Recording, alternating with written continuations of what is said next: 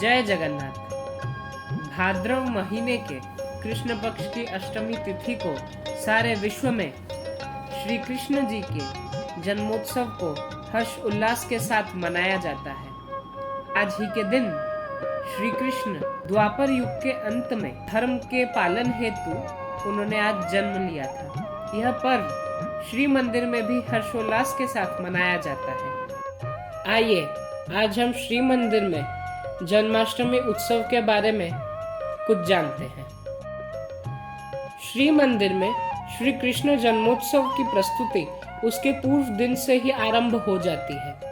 उसके पूर्व दिन महाप्रभु जी को एक विशेष भोग लगता है। जब महाप्रभु जी की संध्या धूप पूजन समाप्त होती है, उसके बाद एक विशेष भोग महाप्रभु जी को अर्पित होता है।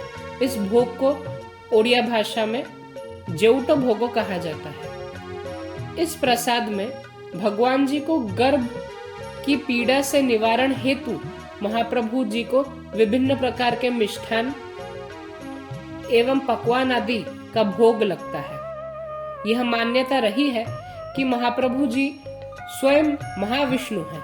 उनके ही अंश से सारे अवतारों का जन्म हुआ है।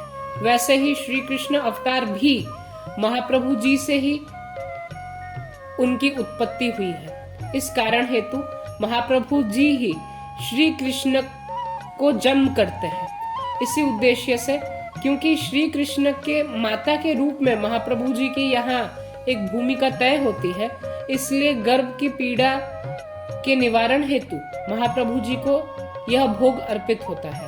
भोग अर्पण होने के बाद पूजा पंडा, पति महापात्र एवं राज प्रतिनिधि मुदिरस्त सेवकों के द्वारा महाप्रभु जी की आरती होती है। महाप्रभु श्री जगन्नाथ जी की और एक आरती होती है। उस आरती को गर्भोदक वंदापना या गर्भोदक आरती कहा जाता है। जन्माष्टमी के दिन महाप्रभु जी की संध्या धूप पूजन समाप्त होने के बाद जय विजय द्वार को बंद किया जाता है। उसके बाद महाप्रभु जी के जगमोहन को साफ किया जाता है।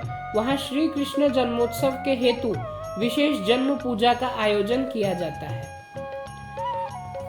यह पूजन के समय पूजा पंडा, पति महापात्र एवं राज प्रतिनिधि मुदिरस्त तीनों सेवकों की आवश्यकता होती है। तीनों की उपस्थिति में ही पूजा पंडा आचार्य के रूप में संकल्प वाक्य का पाठ करते हैं।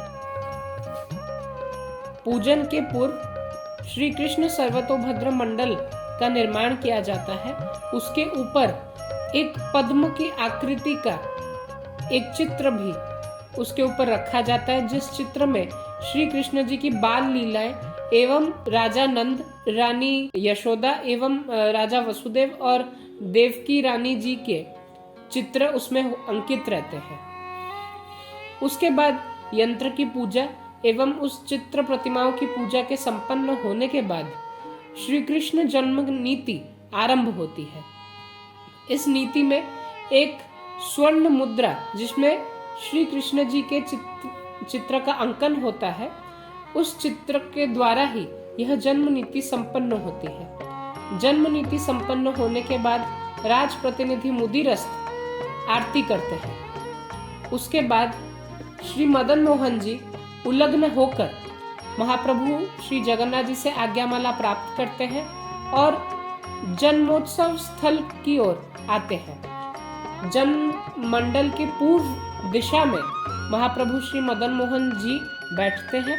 जन्म क्रिया संपन्न होने के बाद श्री मदन मोहन जी चांदी के थाली पर विराजमान होकर श्री मंदिर में स्थित नाभिकटा मंडप की ओर बढ़ते हैं।